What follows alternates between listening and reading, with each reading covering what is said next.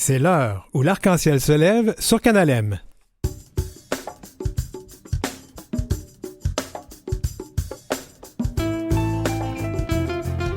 Au sommaire de cette émission, le Black and Blue et son carnaval des couleurs, c'est le week-end qui s'en vient. La Fédération de l'âge d'or du Québec se préoccupe des personnes vieillissantes de nos communautés.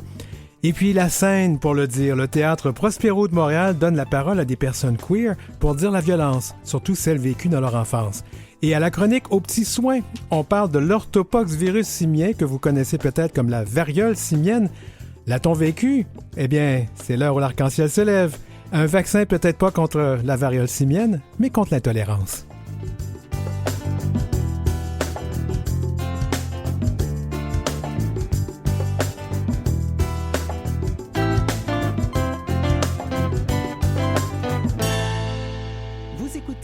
L'heure où l'arc-en-ciel se lève, avec Denis Martin-Chabot. Salut tout le monde! Avant d'aller plus loin, je vais vous parler d'un événement très spécial survenu la semaine dernière.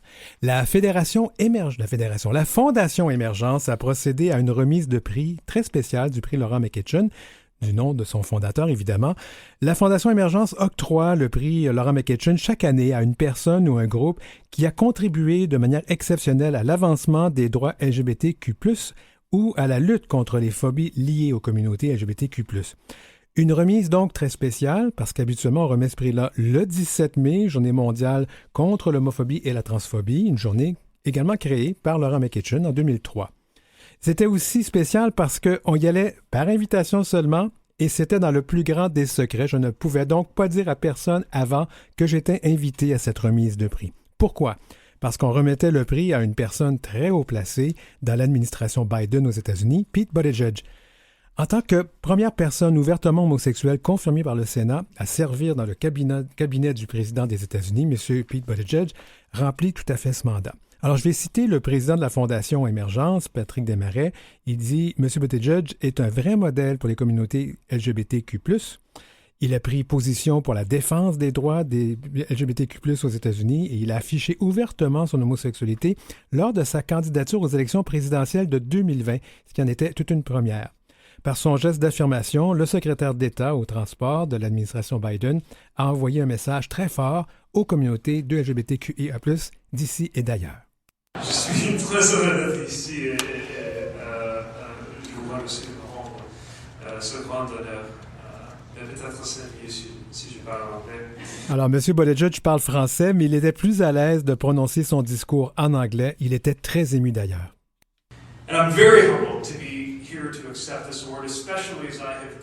Je suis très humble et honoré d'accepter ce prix, d'autant plus que j'ai appris à mieux connaître la vie remarquable et l'héritage profond de Laurent McEachern, a déclaré le secrétaire américain au transport, Pete Buttigieg.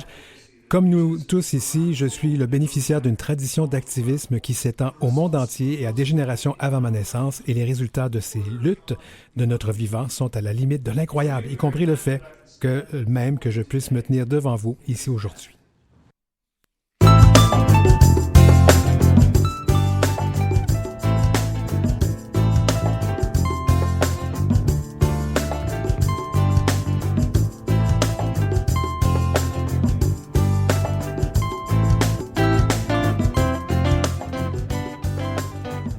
Bon, c'est rare qu'on commence une émission comme ça, mais il fallait bien souligner le passage de M. Buttigieg ici à Montréal. Le festival Black and Blue et le carnaval des couleurs nous revient le week-end prochain. C'est le week-end de l'Action de grâce.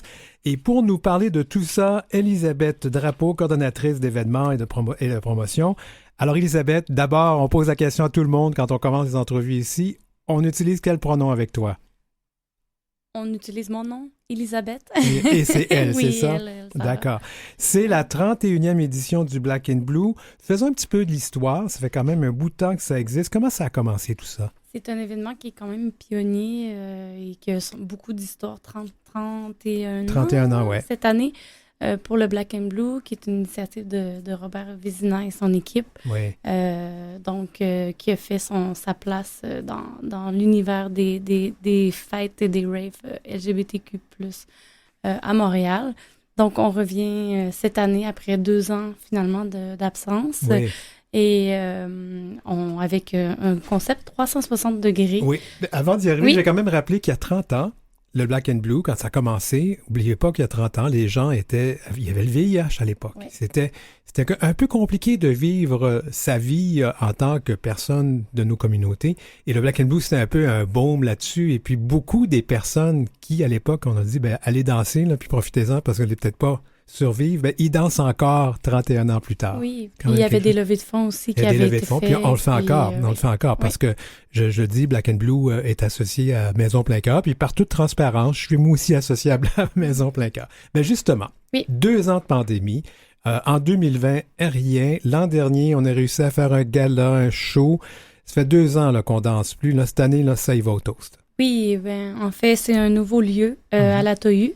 Donc, c'est un concept, justement, comme je disais, 360 degrés avec House of Club Kids, House of Drag Queen aussi, du cirque, des DJ, animation toute la nuit. Ça va vraiment être une grosse fête. Oui, parce que ça va être très visuel. Hein. J'ai vu qu'il y avait des numéros de cirque, il y a de la danse, il y a burlesque. Il y a de tout. Là. Oui, ça va être flamboyant. Ça dure toute la nuit, ça. Oui, de 23h à 8h le matin. Donc, couchez-vous pendant l'après-midi, puis on se lève pour aller faire la fête. Une bonne sieste, puis soyez en forme. Alors, ce retour en force aussi, justement, il y a le Black and Blue. Donc, le Black and Blue, c'est tout le week-end. Il y a l'événement principal qui est le dimanche soir, mais il y a d'autres événements aussi qui ont lieu pendant le week-end. Oui, en fait, c'est le Carnaval des couleurs aussi. Puis, il y a des activités tout le week-end. Vous pouvez aller sur le site de bbcm.org. Oui. Vous avez une panoplie d'activités, le bal en cuir, soirée Twinkle, District Party. Soirée Twinkle, c'est quoi ça? C'est disco pop karaoké, c'est au Normandie. Ça va être après notre cocktail d'ouverture du Black and Blue. Oui. Qui a lieu donc ce jeudi. Ce jeudi le 6. Et puis il y a un party aussi le 8. Ça, on parle vraiment là, des parties, là, le circuit. Mais il y a aussi un événement. En fait, ça fait quelques années, c'est sa 4e édition, le Carnaval des couleurs. En fait, il n'y en a pas eu depuis 2 ans. Encore. Non, il y en a eu l'an dernier, c'est vrai. Mais il n'y en a pas eu en 2020. L'an dernier, c'est parce qu'on pouvait avoir des petites salles. C'était permis avec la pandémie. L'an dernier, on était une partie au Complexe des Jardins et une partie au Émilie-Gamelin. Donc, là, cette année, on est à l'Esplanade tranquille. Au quartier des spectacles, on va avoir une panoplie d'amuseurs publics, de déambulatoires sur le site de l'Esplanade. Des spectacles Corneille, Corneille, c'est quand même Corneille, Samedi du Perval, oui. Jonas, beaucoup d'activités multiculturelles. Aussi, on a nos conférences dont vous êtes aussi invités à participer. Je suis vraiment, je suis dans tous les conflits d'intérêts ici. Non, c'est vraiment pas si grave que ça. Ça nous fait plaisir. Vous êtes vous êtes un spécialiste des questions de lutte contre l'homophobie, contre la haine sur Internet. Donc, c'est toutes des thématiques que nous, on veut discuter avec des représentants, autant d'organismes dont vous êtes à la Maison Plein Cœur, par exemple. Oui. On a quelqu'un de Fierté. Puis, on a aussi des chercheurs à l'université qui se sont penchés sur des questions de société, des sociologues et tout. Donc, ça va vraiment être une discussion très intéressante sur l'état des lieux pour lutter justement contre les questions de lutte contre le racisme aussi et contre l'homophobie. Ce qui est quand même intéressant, parce que faut se le dire, c'est beau de faire la fête, mais des fois aussi, il faut prendre le temps de réfléchir à ce qui nous arrive. Le côté socio-communautaire est très important dans le contexte du Carnaval des couleurs aussi, pour mettre en avant toutes ces questions-là, puis valoriser autant les artistes que les communautés. Donc, si je comprends bien, le Carnaval des couleurs, c'est à peu près... Tout est gratuit, hein, Carnaval des couleurs. C'est gratuit. Alors, les spectacles... Les conférences. Il y a Elisabeth Blouin-Brathwaite, qu'on aime beaucoup, qui va être là. Je vois j'ai le programme devant moi. Là, et pour la danse, bien évidemment, ça, il faut acheter les billets. Oui. Et ça, pour se procurer les billets, qu'est-ce qu'on fait? Vous pouvez aller sur lepointdevente.com ou vous rendre encore une fois sur le site bbcm.org. Puis vous allez avoir tous les détails, les liens qui dirigent vers les sites d'achat de billets pour le Black and Blue. On attend combien? Faites vite. Oui, parce que ça se vend, hein? Oui, il y a une capacité de 1200 personnes. Oui, quand même. Puis ça se vend très vite. On est à la dernière ligne là, cette semaine, donc faut pas tarder. Oui. Et c'est combien les billets? C'est 85 $, mais il y a plusieurs forfaits. OK. Donc, le billet de base et les forfaits VIP. Donc, je vous laisse aller encore une fois voir sur le site, sur le point de vente ou sur le site bbcm.org. C'est très bien. Ben, finalement, nous, on avait des billets aussi qu'on a fait tirer à Canal M parce qu'on avait invité les gens à participer et on a 3 gagnants. Yeah. Attends, j'ai les noms ici. Ah, faut vraiment... Ça, c'est le problème des fois de nos téléphones. On est tellement dépendants qu'on se rend plus compte qu'on n'avait pas pris en note les noms, mais je les ai devant moi. Alors, les gagnants sont en ordre Jean Vigneault, Jean-Benoît Chambaud et Michel Bérère. Alors, je pense qu'on va les contacter. J'ai le numéro de téléphone. Je leur ai demandé, tout le monde a donné le numéro de téléphone. Oui, alors... c'est moi qui vais prendre contact avec eux, puis je vais préparer leurs enveloppes. Ben, good. Ça va être vraiment intéressant. J'ai vraiment hâte de voir ça. Je pense que moi, je vais aller faire un petit tour à l'événement principal. Mais on vous attend. Oui, ben, je serai là aussi. Dormez bien l'après-midi. Ben, je peux pas. Moi, je donne une conférence le dimanche, mais on va s'organiser pour que ça fonctionne. Elisabeth Drapeau, donc avec la Fondation BBCM, merci d'avoir été à l'heure où l'arc-en-ciel se lève. Et nous allons aller en musique avec D'or de Ma tante Alex avec la participation de Marc-André Sauvageau. Je suis de l'or liquide. Et puis je coule lentement entre vos jointures, tout redevient limpide quand je fais monter la température. Je ne suis pas comme les autres, insaisissable et poison, tout comme le mercure au travers de ma prose. Vous n'y trouverez jamais de censure.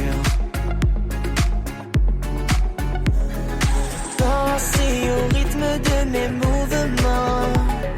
Je trouverai bien parmi vous des potentiels amants. Rêvez à tout ce que nous pourrions faire. Vous allez perdre la tête à vouloir me satisfaire.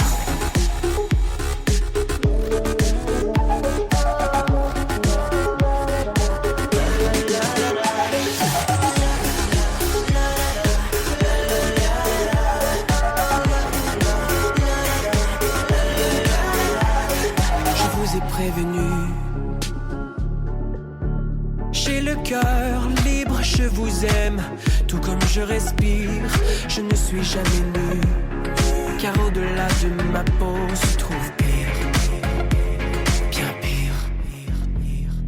Dansez au rythme de mes mouvements, je trouverai bien parmi vous des potentiels amants. Rêvez à tout ce que nous pourrions faire. Me satisfaire. Je trouverai bien parmi vous des potentiels amants. Rêvez à tout ce que nous pourrions faire. Vous allez perdre la tête à vouloir me satisfaire.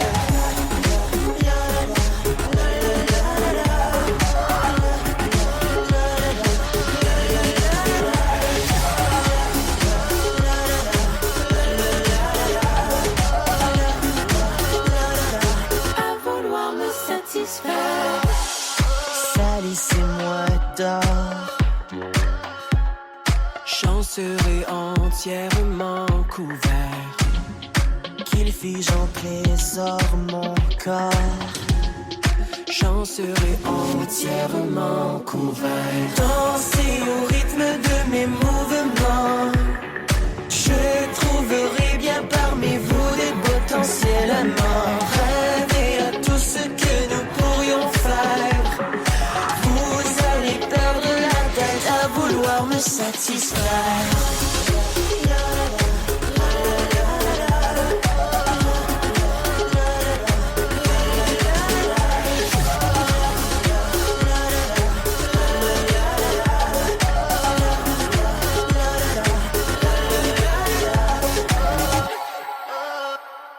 Vous écoutez L'heure où l'arc-en-ciel se lève avec Denis Martin Chabot. Vous avez entendu souvent cette phrase « pour que vieillir soit gai ». C'est le nom d'un programme de la Fondation Émergence qui vise à soutenir les personnes de LGBTQIA+, vieillissantes à mieux vivre leur âge d'or. Je vais donner des statistiques. En 2021, les personnes âgées de 65 ans, selon l'Institut de la statistique du Québec, représentaient 20 %, une personne sur 5 de notre population. En 2031, ce sera plus de 25 %, puis donc une personne sur 4, et puis presque 30 % en 2061. Ça veut dire que ça va prendre pas mal d'infrastructures puis des programmes pour accueillir les besoins de tout ce monde-là. Et ça inclut les personnes donc de nos communautés, de la diversité, des orientations sexuelles et des affirmations de genre. Dans sa revue Virage de l'automne, la présidente du réseau FADOC, la Fédération de l'âge d'or du Québec, Gisèle Tassé-Goodman, écrivait « Pour générer ce boom de membres au cours de la prochaine décennie, nous devons sortir de notre zone de confort et accueillir davantage au sein de notre belle et grande organisation la communauté LGBTQ+, les minorités visibles, les Autochtones et les personnes en situation de handicap. » Bienvenue à l'heure où l'arc-en-ciel se lève, Madame Gisèle Tassé-Goodman, présidente du réseau FADOC. Bonjour. Bonjour. Alors, quel pronom? Ici, c'est une tradition à l'émission. Alors, on demande toujours aux gens quel pronom vous utilisez.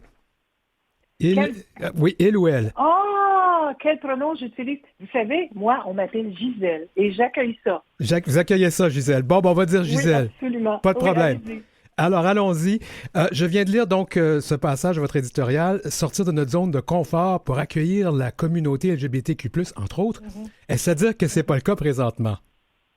Non, pas du tout. Ça veut dire plutôt que nous... Vous savez, faut laisser tomber les œillères. Parfois, on ne voit pas au-delà de notre organisation.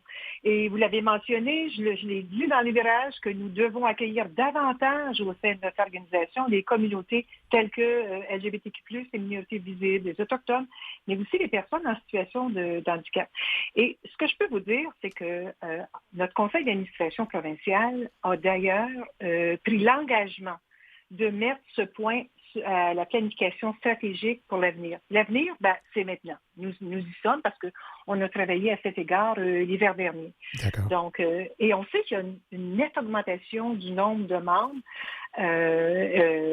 pour que le réseau FADOC devienne représentatif des personnes de 50 ans et plus. Mais ce n'est pas juste de faire la promotion, vous savez. On doit se manifester tout autant par l'inclusion des différents groupes qui composent l'ensemble des personnes de 50 ans et plus, si on veut être représentatif de tous les Québécois et les Québécoises. Donc, qu'est-ce qu'il faudrait changer d'après vous? Écoutez, ce qu'on devrait changer, c'est qu'on devrait voir au sein de nos conseils d'administration, que ce soit le conseil d'administration provincial, au sein des conseils d'administration régionaux, donc dans les 16 régions du Québec, et ainsi que dans plus de 700 clubs où il y a des conseils d'administration, on devrait retrouver des gens de la diversité. Vous savez, il faut que ce soit représentatif des gens. Et c'est pas plaisant d'entendre qu'il y a des gens qui sont encore dans le garde-robe et qui n'osent pas sortir de peur d'être jugés, d'être ciblés. Et ce n'est pas. Et on sait qu'il y a des aînés qui nous en ont fait peur pendant le temps de la pandémie. Alors, on se doit d'être plus inclusif et on met des efforts de ce côté, comme je vous ai mentionné, c'est dans notre plan d'action et nous allons comme on dit, nous atteler, nous allons nous engager à cet égard. Bien justement, vous avez mentionné des choses très importantes. Je vais vous donner quelques exemples qui ressortent souvent des études qui sont faites sur les personnes de nos communautés, puisque je fais une émission qui s'adresse aux personnes des communautés de la diversité, des orientations sexuelles et des affirmations de genre. Mais beaucoup de ces personnes-là, d'abord, dans la société en général, peu importe l'âge, beaucoup de ces personnes-là vivent seules et lorsqu'elles vieillissent, elles vieillissent seules. Souvent, quand elles vont dans des institutions, c'est pas très accueillant, ça fait qu'elles retournent dans le placard pour pouvoir avoir une institution qui les reçoive. Alors, le choix, c'est de faire une vieillesse dans un ghetto, c'est-à-dire trouver un endroit où on accueille que les personnes de la diversité ou retourner, oublier qui on était, puis se cacher. C'est une réalité, ça, que vous avez constaté? Oui, tout à fait. Et on ne veut pas voir ça parce que il faut, vous savez, la normalité, c'est qu'il y a des gens qui viennent de plusieurs communautés, qui viennent de la diversité et il faut être accueillant de ce côté-là. Vous savez que l'homophobie, la transphobie, ça reste des enjeux importants, puis tout spécialement dans le milieu des aînés. Alors, c'est pour ça qu'il est important de poursuivre nos efforts d'ouverture à la diversité sexuelle et de genre. Et vous savez que le réseau FADOC, nous avons un partenariat avec la Fondation Émergence. Hein? Et cette fondation-là, vous savez qu'elle assure la défense des droits des personnes aînées, LGBTQ+. Oui. Et elle offre des outils, de la formation pour des milieux et des services un peu plus inclusifs. Et nous siégeons, réseau FADOC, nous siégeons au comité consultatif du programme pour que Vieillir soit gai de cette fondation-là. Alors, est-ce que vous avez déjà anticipé ma prochaine question? J'allais là justement sur les partenariats. Donc, vous êtes déjà en partenariat avec la Fondation Émergence, donc vous connaissez quand même assez bien le dossier, là. Absolument, et nous en sommes très fiers. Et je peux vous dire qu'on ouvre nos horizons, vous savez, parce qu'on s'en va vers une nouvelle gouvernance, le réseau FADOC. Ah oui? Et en juin 2023, nous aurons des administrateurs indépendants. Donc, il y en aura 3 indépendants. Et de ce nombre, ce que le conseil d'administration veut voir au sein du conseil, c'est une personne de la diversité. Alors là, je lance là, que les gens commencent à se préparer, parce que si on peut parce qu'on va soumettre, il y a un formulaire pour ça, donc soumettre sa candidature, si on souhaite siéger au conseil d'administration de réseau FADOC, ça pourrait être une personne cooptée de moins de 50 ans, parce que j'en connais des gens de la diversité j'en ai côtoyé dans des conférences, dans des comités, qui pourraient certainement bien siéger à notre conseil d'administration. Puis je me dis, bien, profitons-en. Donc, ça pourrait être une personne de moins de 50 ans, parce qu'il n'y en aura seulement qu'une qui sera cooptée de moins de 50 ans, mais ça pourrait aussi être quelqu'un de plus de 50 ans oui. qui pourrait être membre de la communauté LGBTQ, qui pourrait aussi en même temps rencontrer nos exigences, parce qu'on va développer aussi un profil de compétences, que ce soit dans le milieu juridique ou encore dans le milieu de la comptabilité. Alors ça, ce serait une belle avancée, une fierté pour le réseau FADOC de pouvoir accueillir au sein de notre conseil. On commence par le provincial, mais vous savez, ça découle dans nos régions et jusque dans nos clubs. Ça, c'est un élément qui est important. Je me permets une question parce que je trouve ça intéressant puisqu'on se rend compte que les personnes de 50 ans et plus sont... moi, je m'inclus là-dedans. Là, on a vécu quand même des choses plus difficiles, peut-être, mais des fois, je dis ça, puis je me rends compte que les plus jeunes aussi vivent encore des choses difficiles, mais disons que l'acceptation de l'ouverture n'était pas très grande. Alors ça veut dire qu'il va y avoir du travail à faire pour que les gens non seulement se présentent, mais se présentent et s'affirment comme étant membres de ces communautés. Absolument. Vous savez, on va être ouvert de ce côté-là. Ouais. Parce qu'on en parle au conseil, et moi, j'ai bien l'intention de solliciter des gens que je connais, et même à travers les organisations. Vous savez, il y en a, la Fondation Émergence, il y en a plusieurs, qu'on lance l'invitation que les gens qui ont un intérêt postulent de ce côté-là, parce qu'on veut. C'est important de reconnaître la diversité au sein de nos organisations. On sait qu'il y a énormément d'aînés au Québec.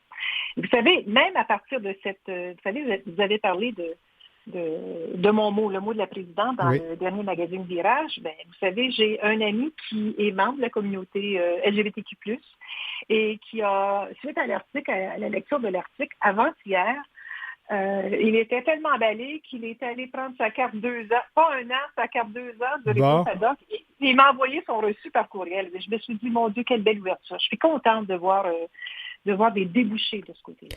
J'aimerais terminer l'entrevue parce qu'on arrive à la fin, mais à la fin de votre mot de la présidence, vous avez laissé entendre que le gouvernement qui sera élu ou réélu, là, on ne fera pas de pronostic à ce moment-ci, va entendre parler de vous. Alors donc, la place des aînés du LGBTQIA+, là, ça va être inclus dans votre lobbying auprès du gouvernement.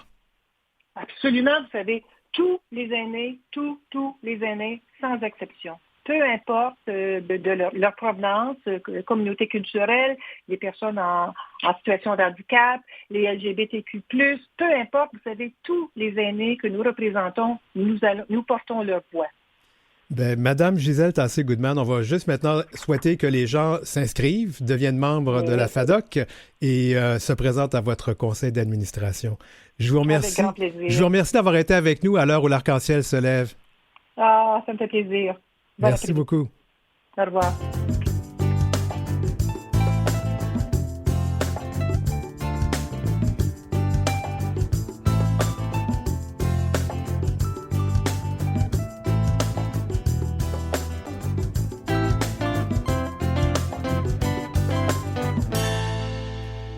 Et puis la FADOC aussi a une politique justement pour s'assurer que les personnes de nos communautés se sentent à l'aise au sein de l'organisme. Alors il y a une politique là, de non-discrimination, de non-harcèlement et on peut faire une plainte. Il y a un organisme indépendant qui va écouter cette plainte et il y a des sanctions. Alors soyez assurés donc que le respect des personnes de nos communautés sera entier et complet, nous dit-on, à la Fédération des associations, en fait, la Fédération de l'âge d'or du Québec.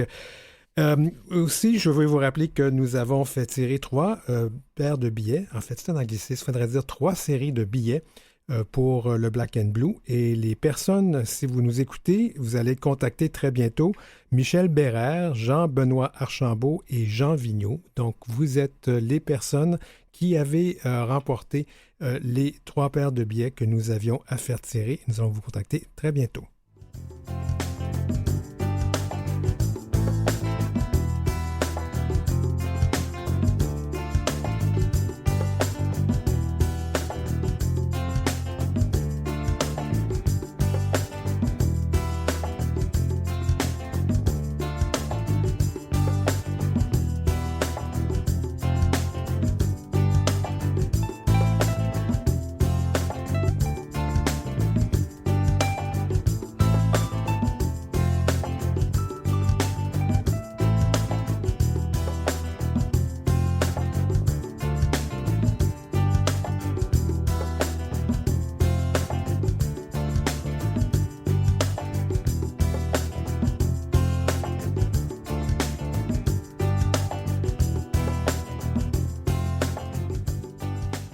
Vous avez des commentaires ou des suggestions de sujets ou d'entrevues pour Denis Martin? Contactez-le à heureciel@outlook.com. C'est heureciel en un seul mot et en minuscule @outlook.com. Suivez Denis Martin aussi sur sa page Facebook et sa page Instagram @dmchabot auteur.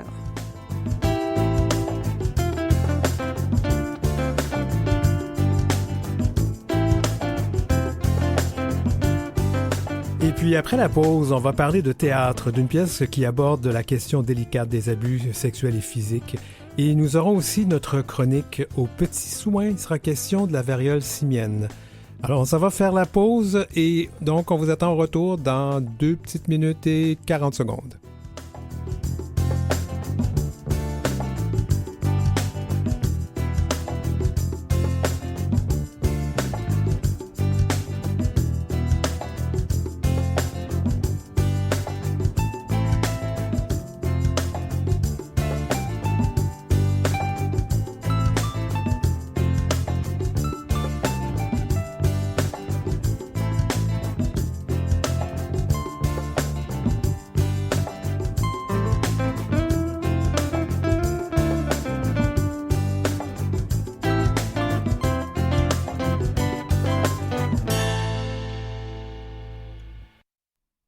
De retour à l'heure où l'arc-en-ciel se lève à Canalem.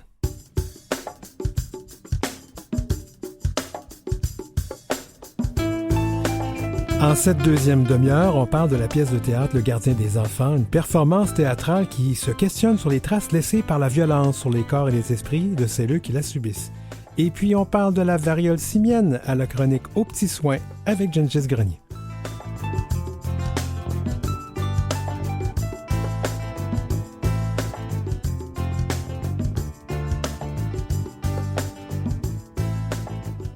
C'est l'heure où l'arc-en-ciel se lève, avec Denis Martin Chabot. Eh bien, rebonjour, c'est la deuxième partie de notre émission aujourd'hui. Le Gardien des enfants, c'est une performance théâtrale qui se questionne sur les traces laissées par la violence sur les corps et les esprits de celles qui la subissent, comme je disais tout à l'heure. Le collectif ouvrira la saison 2022-2023 de la Petite Salle du Théâtre Prospero à Montréal. Je reçois Charles Voyer, qui a écrit le texte et qui est aussi comédien sur scène, et Gégé Houle, qui assure la mise en scène. Bienvenue tous les deux à l'heure où l'arc-en-ciel se lève. Merci.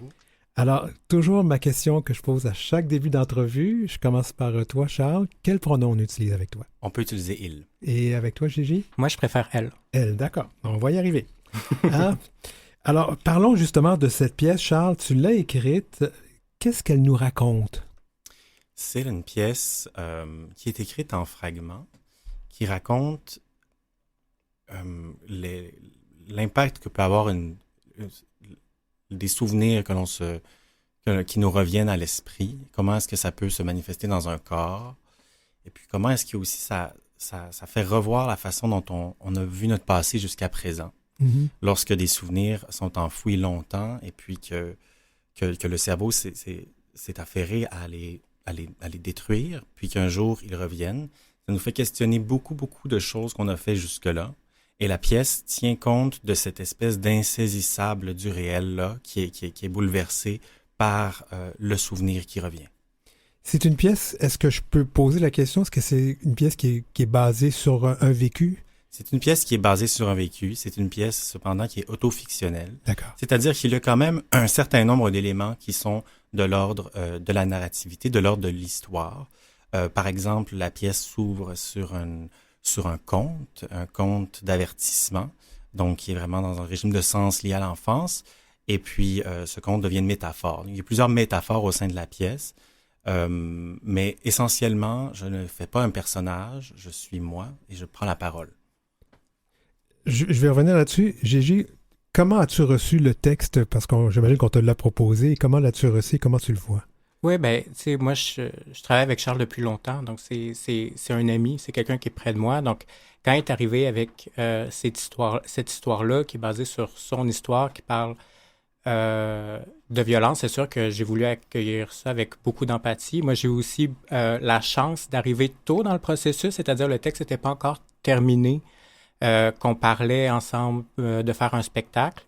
Donc, j'ai pu assister aussi à des fragments qui sont plus nécessairement dans la pièce, mais qui ont nourri la façon dont j'ai vu l'écriture scénique du spectacle. C'est quand même, c'est ça, un sujet qui est assez difficile, puis qui m'a fait poser des questions à moi aussi, étant donné que c'est pas mon histoire. Mm-hmm. Comment représenter cette violence-là sur scène? Comment m'assurer que Charles soit dans une position où il peut se livrer tout en étant se sentir en sécurité.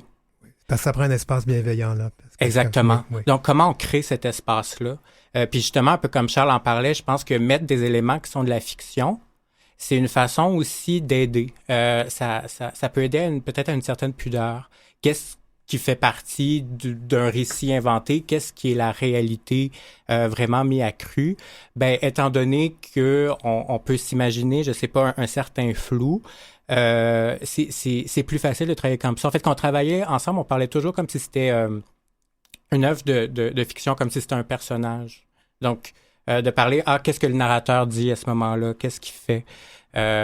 C'est une façon, même dans les processus de travail, de s'arranger pas quelque chose de trop personnel ou de vulnérabilisant pour qu'on soit quand même capable de sortir cette matière-là et de la jouer plusieurs soirs. Charles, quand même, c'est littéralement on se met à nu là, quand on fait ce genre de travail-là, parce que je pense que tu parles quand même de ton histoire. Oui. C'est difficile? C'était l'anticipation, parce qu'il faut savoir qu'on a fait une première série de super. En fait, on a fait 2 représentations au festival OFFTA. Et puis là, j'étais plus dans une sorte de peur. Cependant, cette peur-là s'est transformée. Cette peur qui était liée à la honte, de parler de ces sujets-là, puisqu'ils sont peu abordés, s'est transformée en une sorte de fierté. À ce point-ci, je suis fier de contaminer les gens, si on veut reprendre un peu les mots de Virginie Despentes, par ma prise de liberté à ce point-ci, lorsque je dis ce que j'ai à dire. Puis, je pense que tous les espaces doivent être pris à ce point-ci pour parler de ce type d'abus-là, parce que sa condition même d'existence est le silence et le tabou. Donc, il faut à ce point-ci que j'en fais une affaire politique et un devoir. Alors, comment on présente une pièce comme ça, aussi personnelle, avec un sujet aussi tabou, disons-le, on brise un tabou, comment on s'y prend? Surtout que ça va maintenant vers un public qui n'est pas au courant de tout ça. Comment on s'y prend? Je pose la question aux deux, là. Je pense de la douceur puis de l'empathie, pour Charles, mais aussi pour le public. Je pense que c'est important que cet espace sécuritaire-là, puis quand je parle d'espace sécuritaire, je veux dire on parle quand même frontalement de violences sexuelles sur des enfants. Donc, mais il faut le dire. Oui. Faut que les gens le sachent. Mais une fois qu'on est dans la pièce, dans la salle, que la lumière s'allume sur le spectacle, c'est important pour moi de ne pas jouer avec quelque chose qui pourrait être sensationnaliste, par exemple. Voilà. Avec des images fortes qui pourraient sortir du propos pour faire quelque chose, peut-être un projet que ce serait peut-être plus facile de vendre ou de parler ou de consommer, mais on peut pas trop édulcorer pour parler de choses difficiles, mais en même temps, je pense qu'on peut le faire avec beaucoup de compassion pour les gens qui vont écouter, qui peut-être ont un vécu similaire avec celui-là ou avec lequel ils vont pouvoir s'identifier, et que ces gens-là ressortent autant que possible pas déconfits. Oui, tout à fait. On veut que les gens soient touchés, mais on veut pas non plus qu'ils soient tellement déconfits qu'ils en fassent une dépression ou du moins ils soient choqués. Je le dis, c'est pas une blague, c'est quand même sérieux. Et on le parle aussi dans un contexte de nos communautés, de LGBTQIA+. C'est quand même quelque chose non plus dont on ne parle pas souvent, ou du moins on met ça de côté. Effectivement. C'est quand même courageux de faire ça, là. Merci. À quoi le public, donc, doit-il s'attendre quand il va aller voir cette pièce de théâtre? Là, c'est la petite salle, je la connais pas. La salle intime, c'est combien de personnes, ça? 47. C'est, je crois, la plus petite salle à Montréal. OK. C'est donc, quand on parle d'intime, c'est extrêmement intime. Je pense qu'on peut s'attendre quand même à un spectacle qui est assez doux. Un spectacle avec quand même des images d'un point de vue visuel et sonore qui est quand même assez fort, poétique. Travailler intime. C'est tout un spectacle aussi qui travaille énormément l'image. Les gens avec qui on travaille, qui sont Antoine Racine, Flavie Lemay et Léo Gaudreau, sont tous des artistes, je dirais, qui ont aussi une pratique en art vivant de leur côté. Donc, c'est un spectacle qui, dans ses moindres détails, se préoccupe donc de la sensation du spectateur. Par exemple, ça travaille beaucoup avec le clair-obscur. On est dans une sorte de lenteur. On est baigné dans une lumière rouge parce que l'environnement visuel est comme une sorte de chambre noire. Je me posais justement la question, parce que je voyais les photos justement qu'on nous a envoyées, puis est-ce que c'est un effet photographique? Donc c'est vraiment ce qu'on veut dire, c'était la lumière, c'était l'effet qu'on voulait sur scène. C'est exactement ce qu'on souhaitait. C'est l'effet de la chambre noire, où par l'effet donc du Dectol et d'autres liquides révélateurs, l'image sur le papier photosensible donc se profile tranquillement. Et puis apparaît, donc à l'image du souvenir. Donc, c'était ça l'idée. Mais c'est cette recherche de souvenirs-là, de ces éléments qui nous marquent et qui, si on veut, nous définissent, mais que souvent on a cachés, parce que les éléments traumatiques, on se les cache à nous-mêmes d'une certaine façon.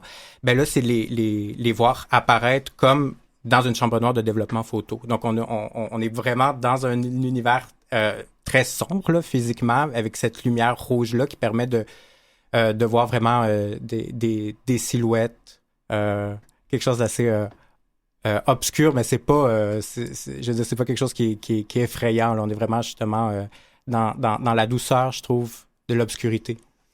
Ben, merci beaucoup d'avoir été avec nous. Donc, je rappelle que la pièce s'appelle Le gardien des enfants. Ça commence demain, le 4 octobre jusqu'au 22 octobre au Théâtre Prospero.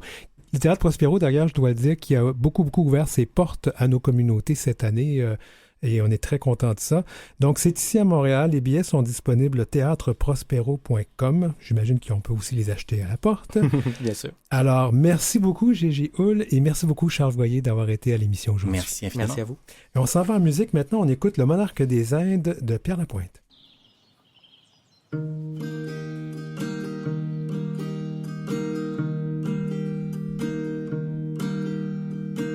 Plus d'une semaine passée ensemble, je ne sais pas à quoi on ressemble. Les heures qu'on a passées au lit ont eu raison de notre ennui et font qu'elle est plus belle la vie. Tu tisses des étoffes de joie, avec tes rires, avec ta voix. Tu fous le feu à mes combats, je ne sais pas qui gagnera, ma peur, mes vertiges ou ma foi. Je ne sais où on s'en va, je me répète qu'il ne faut pas tenter comprendre où mènent les histoires qui valent la peine. Ton vernis à ongles est joli, tes yeux vifs et ta barbe aussi.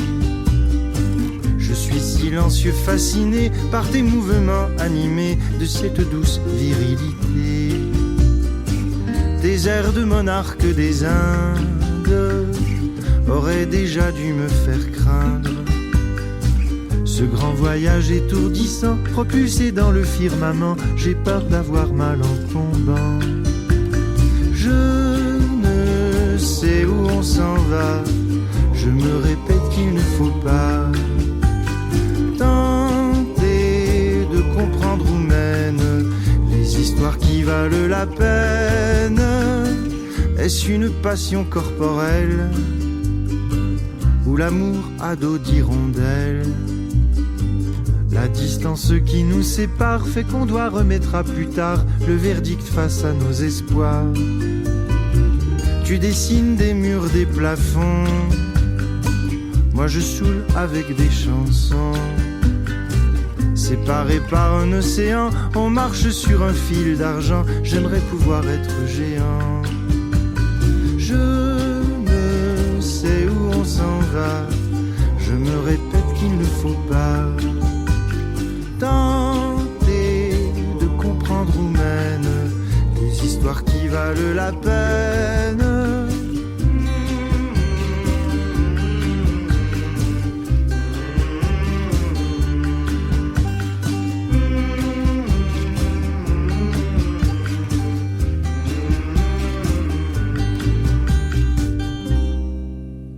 C'est l'heure où l'arc-en-ciel se lève avec Denis Martin Chabot. Et c'est notre première chronique aux petits soins. Je devrais trouver un beau petit nom, aux petits soins, avec Gengis Grenier. Salut Gengis. Bonsoir Denis Martin, comment ça va? Ça va bien. Alors Gengis, quel pronom tu utilises? J'aime bien monsieur, j'aime bien il. Je suis né avec un organe génital externe masculin, alors je m'identifie comme un homme. T'es bien avec ça, ben pas de problème. Ben parle-nous de toi. Qui es-tu?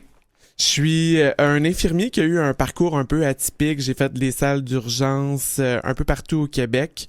Maintenant, je travaille comme directeur de soins de santé chez Excel Soins.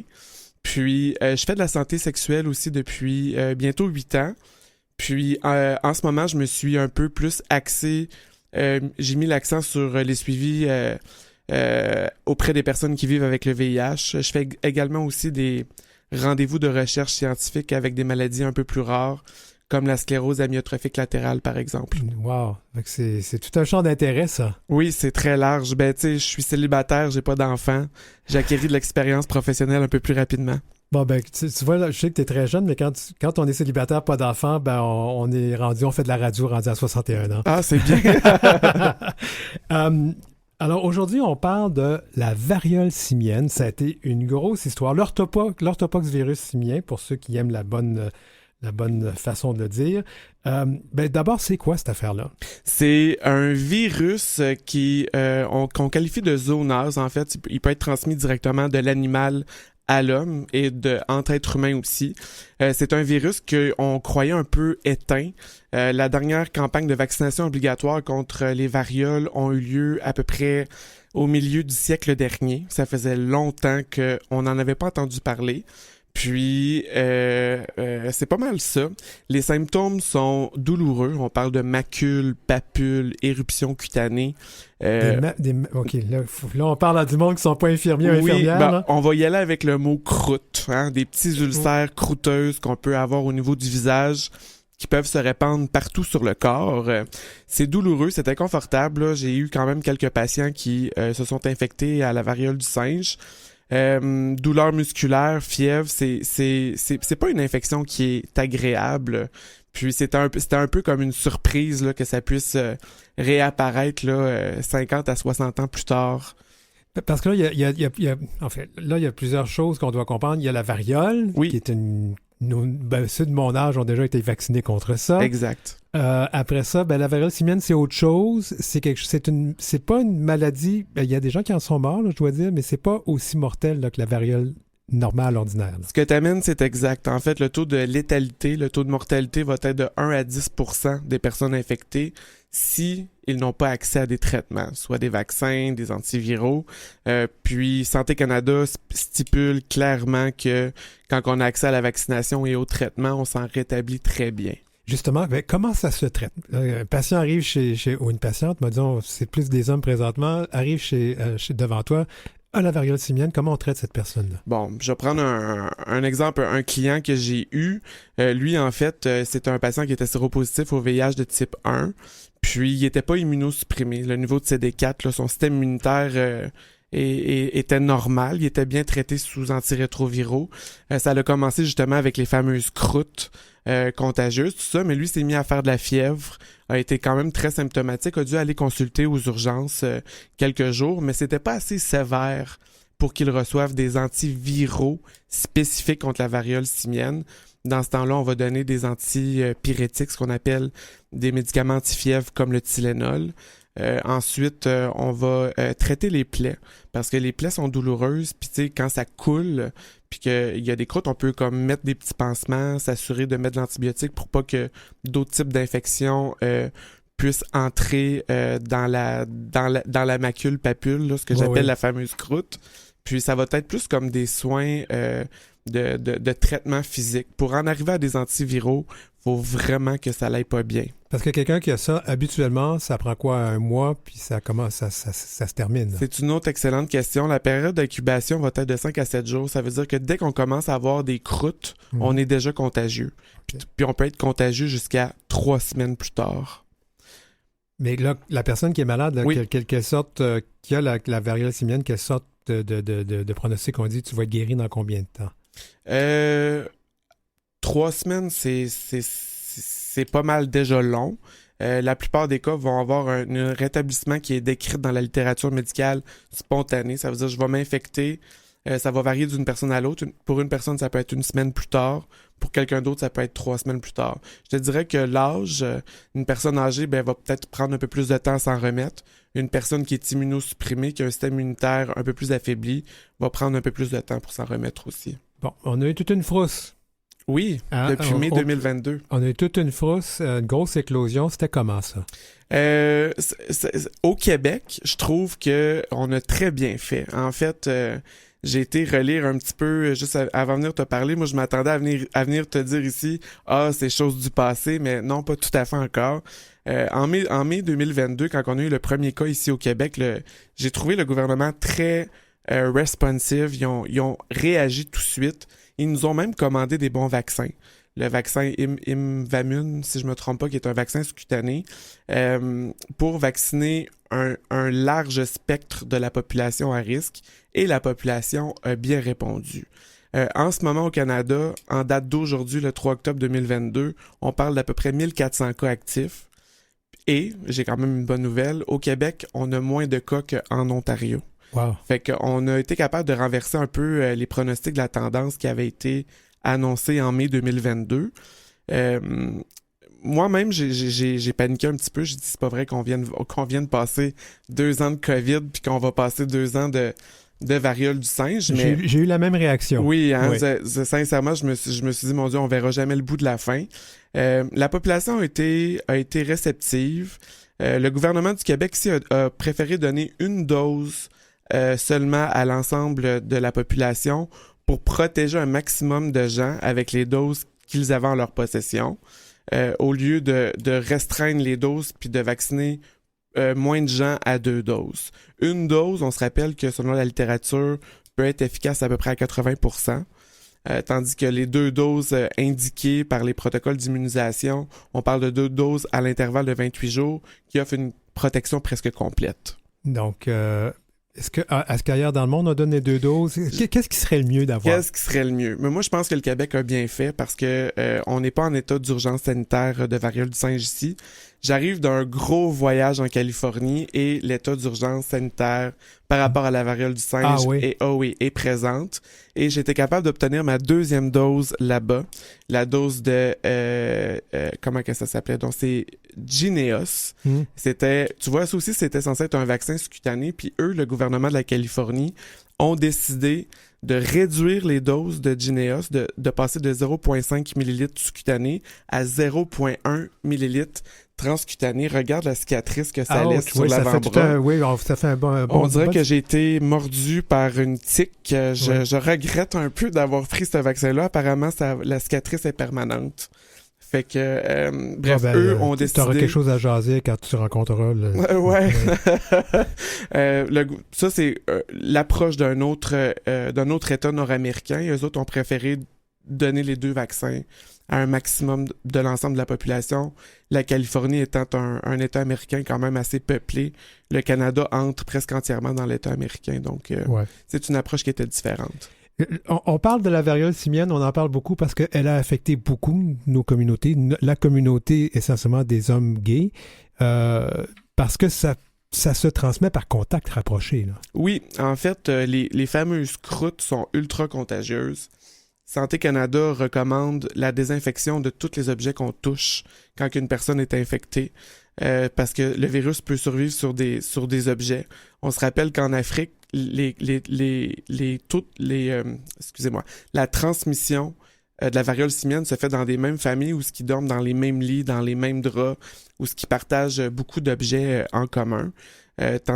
Tandis qu'ici, c'est peut-être quelque chose qui est un peu moins fréquent puisqu'on ne prête pas nécessairement nos objets personnels un peu à nos membres de la famille ou nos amis, mais ça se transmet aisément par contact.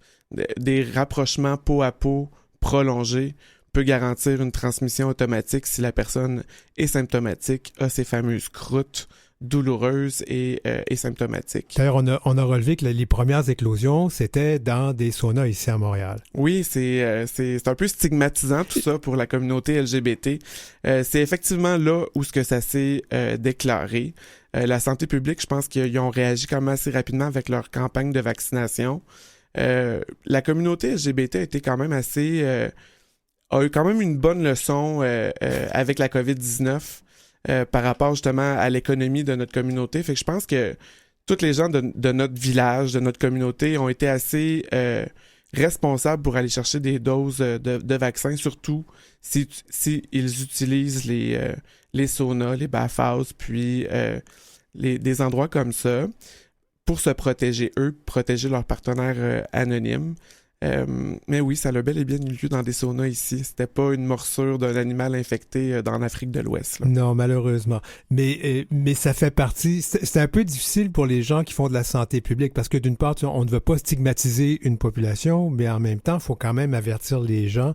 Puis, est-ce que tu trouves que la réponse a été adéquate? Je suis surpris du taux de réception de la communauté où ce que les gens ont été quand même se faire vacciner massivement. Pour revenir sur le point de la stigmatisation, tu sais, faut... Là, je veux pas me faire tirer des roches, mais il faut croire qu'on est un petit peu habitué. Si on fait un petit recul en arrière, on a mangé le fardeau du VIH. On se fait un peu, pas pointer du doigt. En littérature médicale, on a un peu fait réapparaître la syphilis également, les gonorrhées multirésistantes aux antibiotiques et ensuite la variole du singe. Il y a peut-être un petit examen de conscience qu'on pourrait faire quant à l'utilisation de la PrEP et l'abandon du condom. Notre communauté a dû se restreindre sur des pratiques sexuelles pendant longtemps. Puis, les médecins pourraient la population médicale pourrait peut-être mettre plus d'emphase sur le port du condom et les conséquences que ça peut apporter si on ne l'utilise pas.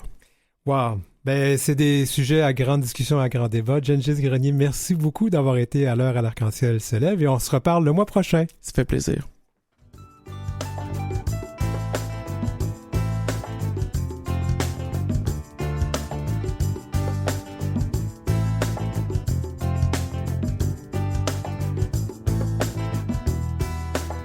C'était l'heure où l'Arc-en-Ciel se lève pour ce lundi 3 octobre. Merci à nos invités, Elisabeth Drapeau de la Fondation BBCM, Gisèle Tassé-Goodman de la FADOC, Charles Voyer et Gigi Hull pour la pièce de théâtre Le Gardien des enfants au Théâtre Prospero et Gengis Grenier pour la chronique santé, la chronique aux petits soins. Merci à l'équipe, France Dauphin à la recherche, Maurice Bolduc à la mise en onde, Julie Curley pour le thème musical de notre émission, Gerlé Omerlette qui s'occupe des réseaux sociaux, Jean-Sébastien Laliberté, chef de diffusion de Canal M, et Marjorie Théodore, présidente et directrice générale de Vue et Voix et de Canal M. Je m'appelle Denis Martin Chabot. La semaine prochaine, une édition spéciale de notre émission. Nous recevrons la grande reine du Canada, notre nouvelle reine, pas celle qui va remplacer quand même Elisabeth. Elle s'appelle Gisèle Lullaby, qui a gagné Canada's Drag Race. Et on aura aussi notre roi, Hervé Métal. Alors tout ça la semaine prochaine. D'ici là, je vous souhaite de passer une bonne semaine. Reposez-vous bien si vous êtes capable. Et à lundi prochain. Vous avez des commentaires ou des suggestions de sujets ou d'entrevues pour Denis Martin? Contactez-le à heureciel@outlook.com. C'est heureciel en un seul mot et en minuscule @outlook.com. Suivez Denis Martin aussi sur sa page Facebook et sa page Instagram @dmchabotauteur.